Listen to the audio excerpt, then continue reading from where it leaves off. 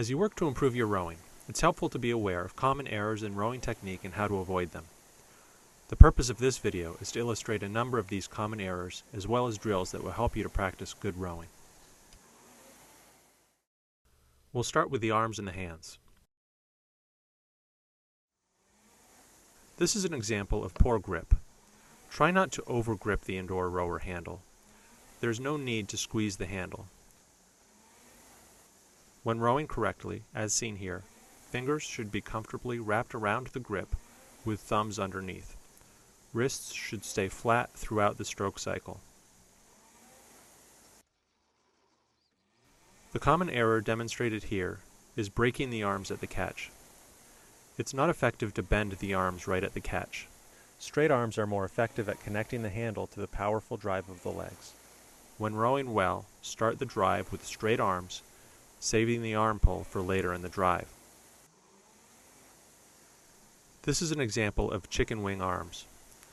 Avoid sticking your elbows out to the side at the finish.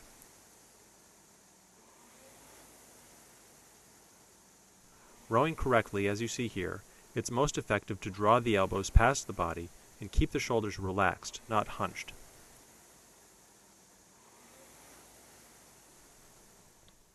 Here are a couple of drills to help you practice the correct use of the arms in the rowing motion. The first drill is body and arms rowing. Keep your legs extended and row just with your back and arms.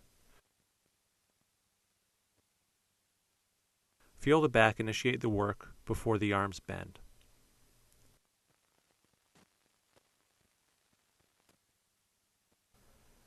The second drill is pausing at the finish. Complete the drive, then pause with the legs extended, body at the 11 o'clock position, elbows past the body, and handle touching the body. When pausing, check to be sure that your shoulders are low and relaxed and your hands have a relaxed grip on the indoor rower handle. Next, we'll review some common errors related to the back. This is an example of lunging at the catch. Avoid lunging forward just before the catch. Establish the proper forward lean of the upper body early in the recovery sequence, before bending the knees. Shoulders should be in front of the hips before you move into full compression. Here we see overreaching at the catch. Do not try to reach too far toward the flywheel as it puts you in a less effective position. Aim for 1 o'clock on a clock face with shoulders in front of the hips.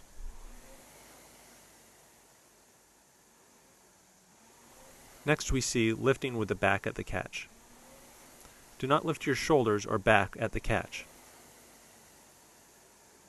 When rowing correctly, as we see here, press with the legs first, then use the back.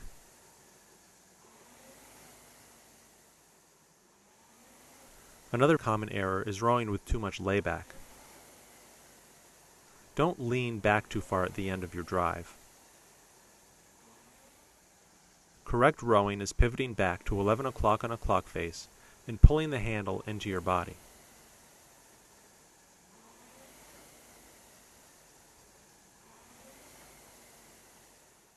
Here is a drill to help you practice the most effective use of the back in the rowing motion.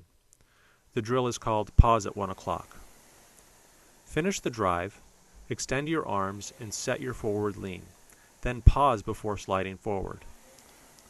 Row each stroke with a pause. Repeat over 10 strokes.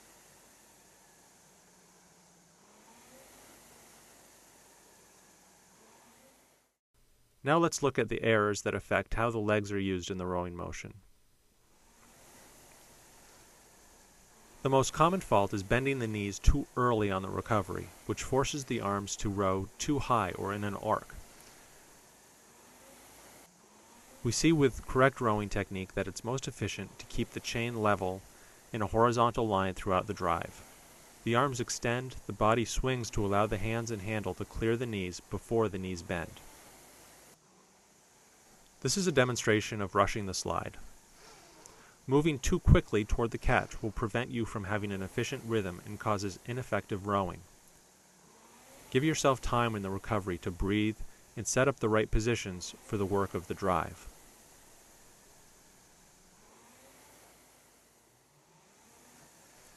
This is an example of overcompressing.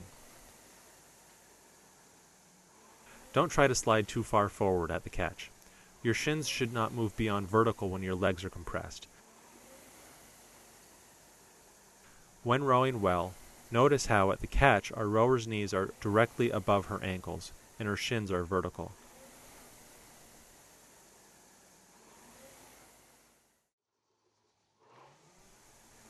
Another common error is shooting the slide as shown here.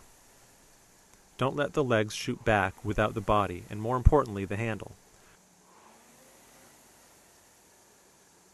The work of the legs and the back should overlap. As the legs are used up, add the body to maintain the speed of the handle.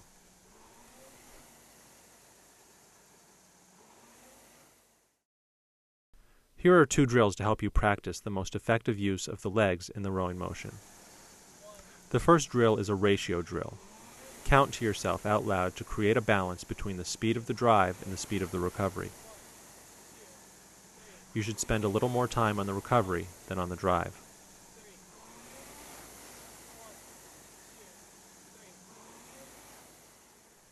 The second drill is legs only. This motion spotlights the initial movement of the drive. Nothing about your upper body position changes, and the work of the legs is limited. Including some of these drills in your regular warm-up is a great way to keep your technique correct and effective. Whenever possible, watch yourself in the mirror while rowing indoors. Review this video periodically to reinforce good technique.